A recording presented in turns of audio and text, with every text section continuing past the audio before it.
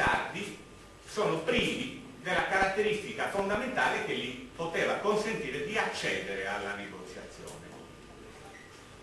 Cioè sono privi del loro essere, del loro avere una natura istituzionale che gli potesse consentire di negoziare con gli altri stati, perché la negoziazione passa soltanto tra stati. Non importa che questi stati siano piccoli o grandi, che rappresentino tot abitanti o tal'altro numero di abitanti. L'importante è che siano stati e che istituzionalmente quindi abbiano un governo che possa decidere e contrattare. La struttura istituzionale della Sardegna non consente niente di ciò. Viviamo in un regime di autonomia, un regime tra l'altro di autonomia fallimentare e irrisoria, lo vediamo ogni giorno, quando per esempio i vettori delle ferrovie dello Stato vengono presi e passati a quel monopolio infame di malfattori e malviventi che è la Tirrenia.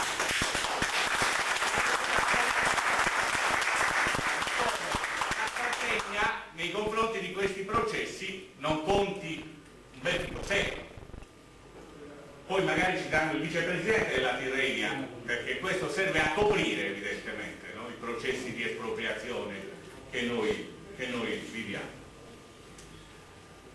Immaginiamoci cosa succederà quando tra stati, e cosa succede quindi oggi, si deve spartire il mercato, si devono spartire le specializzazioni produttive, e quando questa spartizione delle specializzazioni produttive genererà un livello di contraddizioni strutturali che sarà enorme. La Sardegna non potrà difendersi perché non ha strutture oggettive per potersi difendere.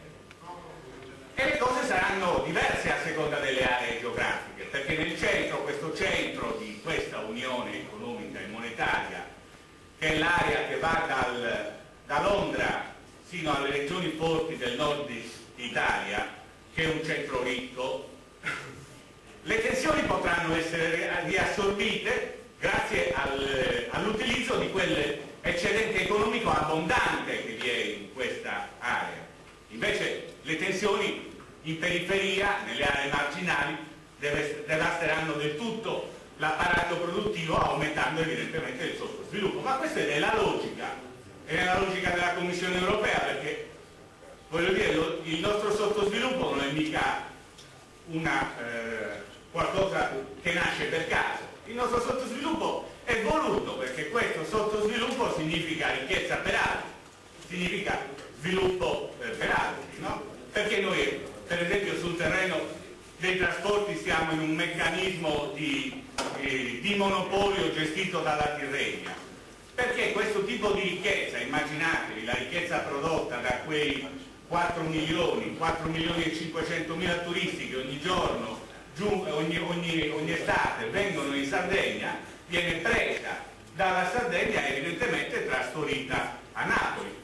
Non è che Napoli sia l'area dello sviluppo, però è una ricchezza relativa che incide poi, perché la Tirrenia evidentemente investe in altri settori. Quindi il nostro sottosviluppo non è un fatto casuale, è gestito esattamente nella logica di funzionare come volano per sviluppo di altri, in questo caso dello sviluppo forte di questo centro economico e produttivo che si sta organizzando in Europa. Allora, qual è la strada diversa?